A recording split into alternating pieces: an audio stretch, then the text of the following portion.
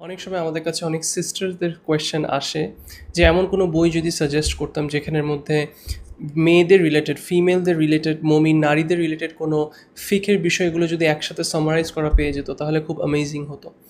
So আপনারা জানেন recently আমি একটা বুক স্টোর দিয়েছি এবং আমার বুক স্টোরের মধ্যে একটি বই আছে আমার কাছে যেটা হচ্ছে আলোকিত প্রকাশনী থেকে এসেছে। সেটা হচ্ছে মমিন নারীদের বিশেষ বিধান।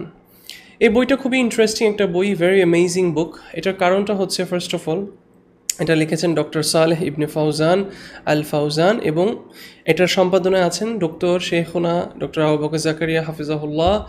এবং এই বইটার মধ্যে আমার সবচেয়ে ভালো লেগেছে হচ্ছে যে মানে অনেকগুলো কনসেপ্টস একসাথে এক জায়গায় আনা হয়েছে। সো এটা অনেকটা হ্যান্ডবুকের মতো। মনে করেন একজন সিস্টার যদি এই বইটা তার কাছে রাখে, তার অনেকগুলো বিষয়ের নলেজ কিন্তু তার কাছে আসবে।